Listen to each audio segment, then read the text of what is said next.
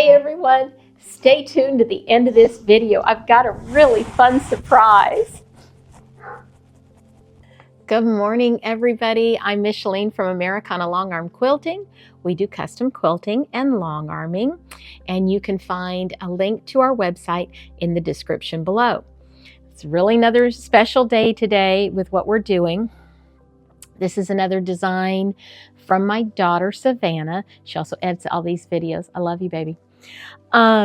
She has made another amazing pattern for us, another design. This is what we're going to be making. It's a nice big block, so it's going to go together really quickly. I think it's going to turn out beautiful. I'll have her put a picture here or here. You don't have to remember any of this. There's going to be a downloadable PDF on our website. The link to that will also be in the description. Cuts are easy. We're going to be doing a little bit of strip piecing. So we've got some 2.5 inch by width of fabric strips. We need some rectangles. So I've got some of those cut. All right. And we need some little squares, and I've got that cut. Didn't think you needed to see me cut all that.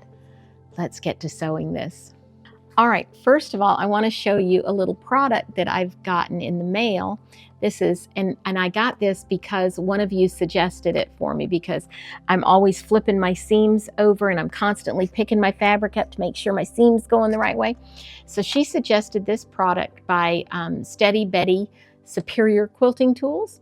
And this is called a Betty Bridge, and it's really cute. There comes 2 to a package, and it's just this sticky plated. You peel off the back and stick that over your whatever you have to bridge to keep that flipping of seams from happening, and it's got all your numbers on it. So I'm trying this out. I'll let you know how it works. So far I really like it. We'll see how long it lasts having to peel it back to change bobbins. We'll see how long that lasts and see if that's worth the price. I think there were $7 and something on Amazon. So again, we'll see. All right, first things first, we're making a strip set. That's all we have to do here. So I'm just gonna line these 2 up really nice and neat. There we go. Put my glasses on, not just on my head. Okay, and using my new tool, maybe I'll get better at my 1/4 inch seam allowance. And you know, that is something. Any tool you can use to create that 1/4 inch seam allowance and be consistent at it, I say go for it. All right. So I'm not stretching this. Be careful not to stretch your fabric, because if you stretch your fabric, you'll get a bow in your strip set. And we don't want a bow in our strip set. Okay. Okay.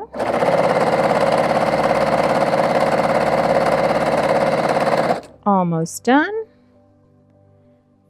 Doop, doop, doop, doop.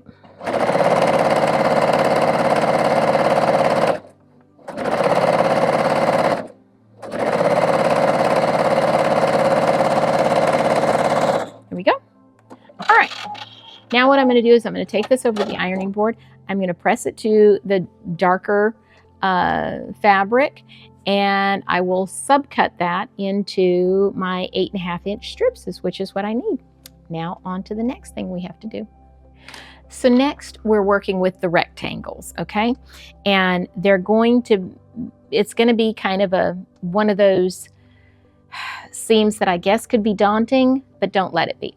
First thing that I've done is I've taken my white and I've drawn a line 1/4 inch from that corner to the short side of that corner, and I've connected it down here 1/4 inch to this side, or the short side of that corner. All right, see that? Now what we're going to do is we're going to take one of our pretty fabrics here, and this is a beautiful batik, and if I can't tell which is the right side, then it doesn't matter. And I'm going to take this corner and I'm going to bring him in about 1/4 of an inch right there, and I'm going to cross that over, and I'm going to do the same thing down at this corner. Whoops, I came off that corner a little bit. There we go, and there we go. Now I'm going to put a pin in that just so that I can lift it up and show it to you, but normally I don't put a pin in it because I'm positioning it right here on my table, and I can just simply pinch this and move that over. But since I want to show it to you, I'm going to put a couple pins. Right, Bullet? That a good idea? Yeah, Bullet thinks it's a good idea. Okay, so as you can see, or maybe you can't, okay, that line intersects where those two pieces are intersecting. Right here as well. See, the line is right in between the 1/4 inch over of the blue and the 1/4 inch over of the white. Okay, now I'm just going to sew that. Let me find a leader. Get me a brand new one. Okay, here we go. So now I've got that in there. I'm going to take out that pin.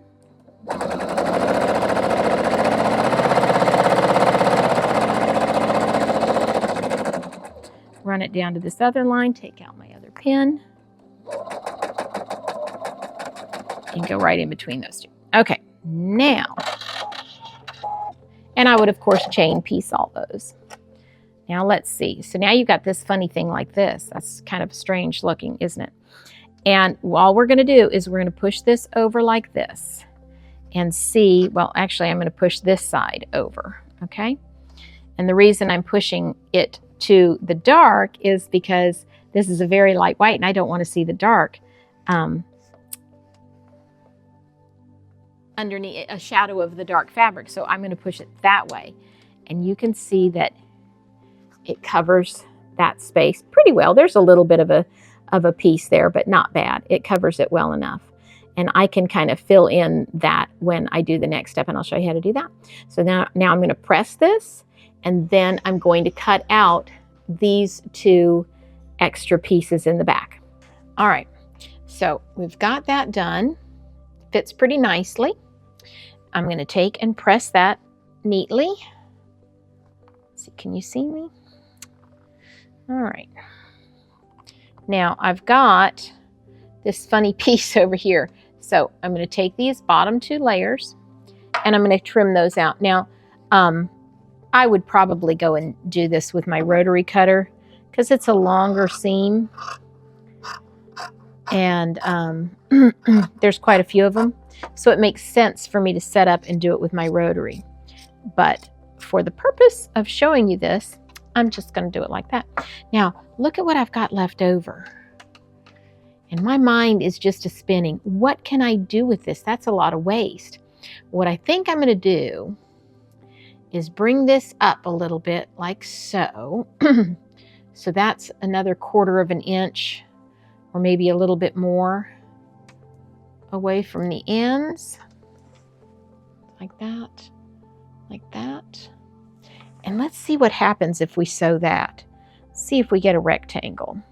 And if we do, maybe we can incorporate that someplace on the back of the quilt.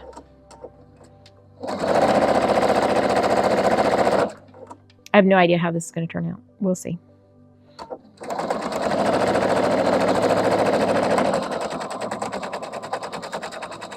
Okay.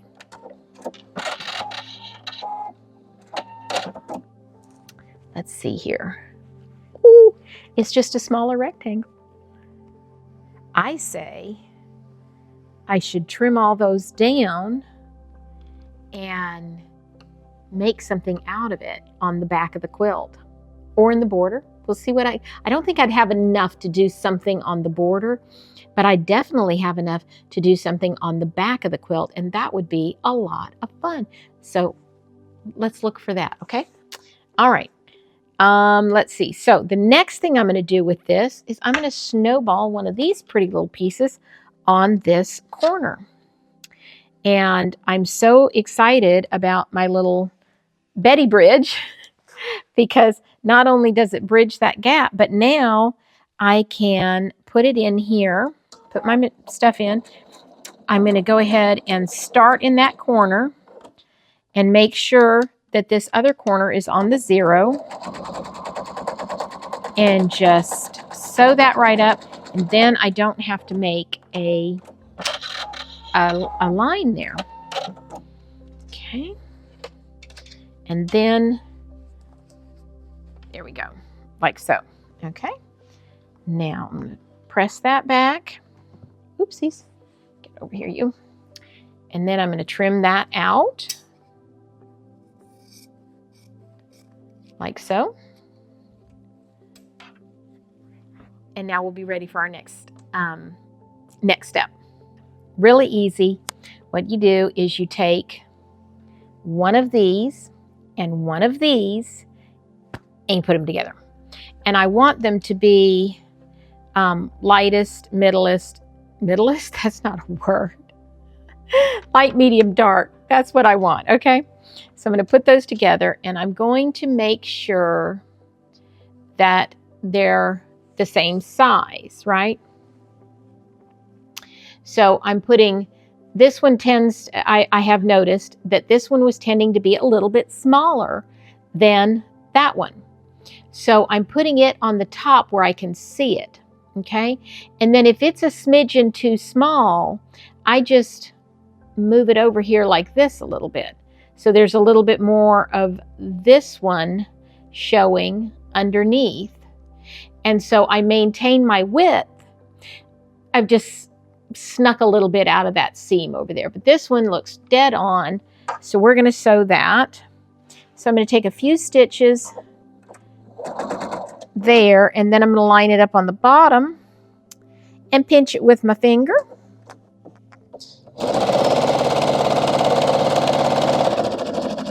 There we go. Perfect. Let's see here. Do this one and see if that one. Okay, so, well, that one's pretty much dead on too. I'm trying to find one that's not quite right so that I can show you what I do when it's not quite perfect. Because none of us are perfect. I'm certainly not. Don't worry, I'll find one in a second. And oops, this goes this way. Okay, that's good. I know there's one in here.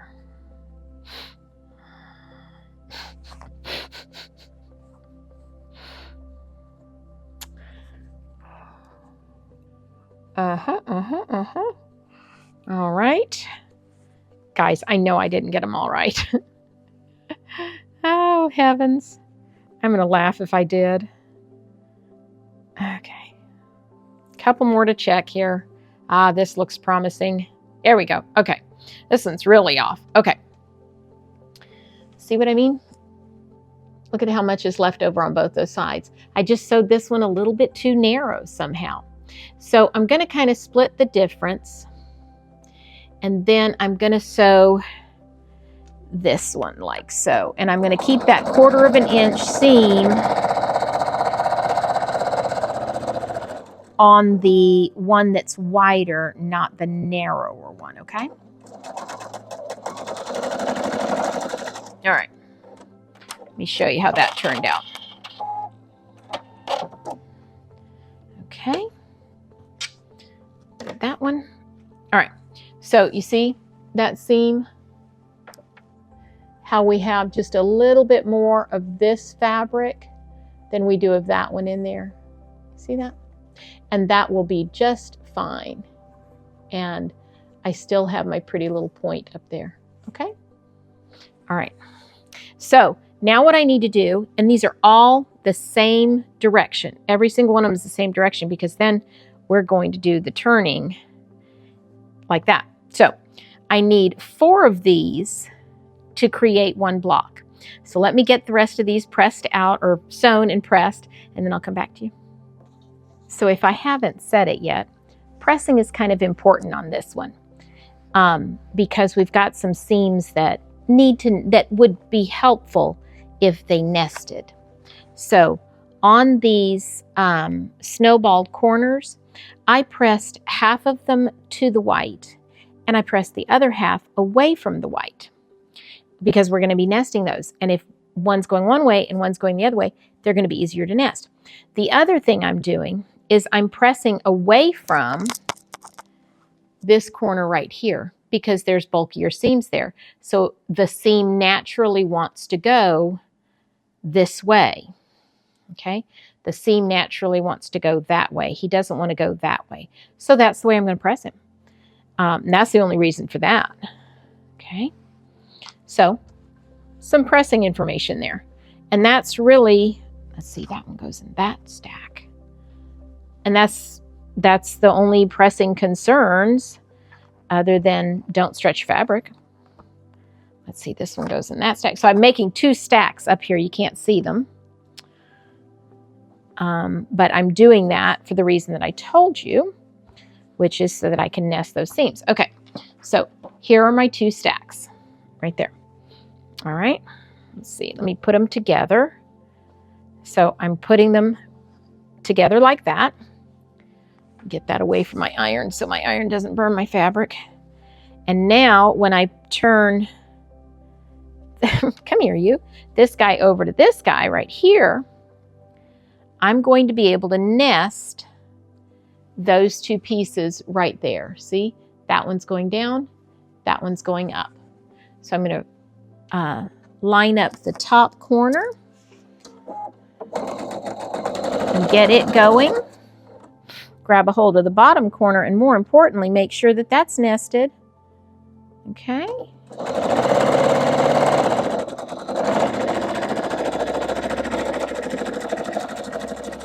There we go.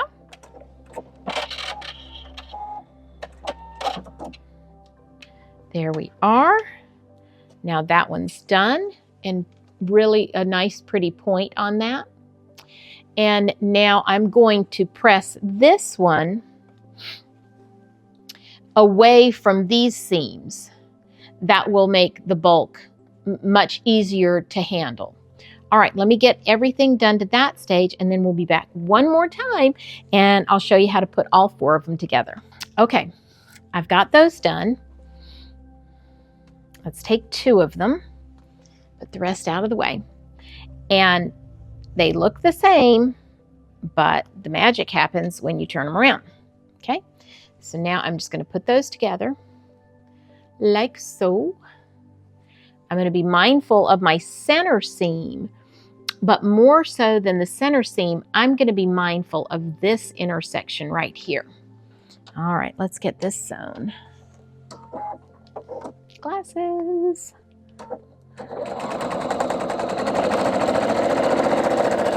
Okay, so now I'm going to go down here and match that center seam and make sure that my other seam is where it needs to be. And then,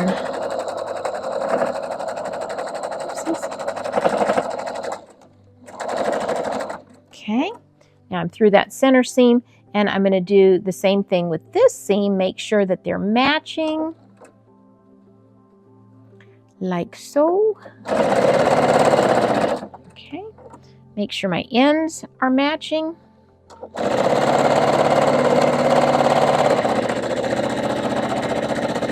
Okay, now, there we go. And there is our finished block. Now, the most tedious thing of this, I think, is this next pressing bit. Because I want these seams to be pressed this way, and these seams to be pressed this way, I need to open up this a little bit. And it's just always a smidgen fiddly, okay? So, whoops, there we go. I'm going to trim off some of these tails of my thread because they seem to be a little bit knotted there, okay? And I'm going to press this one this way. There we go. I got it open. Okay, and if you have to snip some of those stitches, that's okay. So what I've done, there we go. Now I'll show you, is I've taken, let me get up here. There we go. So I've taken these seams that I want to go this way, right? Yeah. And I've pushed them this way. And these seams that I want to go that way, I've pushed that way. So I had to break open a couple of stitches. Now it's nice and flat in the center. And while it's nice and flat, I can only fit half of this on my board at a time. I'm going to press the one side this way. Okay. Now I'm going to turn that around and press this side this way. Normally I would take these over to my other pressing surface where I've got a little bit more room, but this will do for right now. And then, wow, is that beautifully flat. And there are my seams in the back. Okay? All right. I'm going to get the rest of them to this point, and then I'm going to go lay it out on the table and we'll start thinking about borders. All right, so I got it all put together. I've laid it back out on the table. I was really careful this time when I pressed. I pressed every one of these intersections, flipping the seams like that and pressing them. And I'm really glad I did. I think it's really laying nice and flat. I'm getting all my babies around me.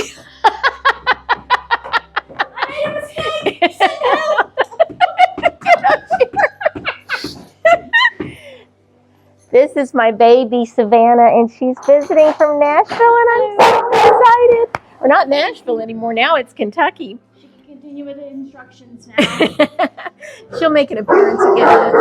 Falling on the floor. Yeah. Shh, dogs. Now we got them all working. Okay, so back to what we were doing. Now it's time to look at the borders. So I've made some, I've cut some of this fabric 1.5 inches, and that is going to be my inner border. My middle border is going to be this. Bullet. Can you be quiet, please? Hi. My middle border is going to be this one.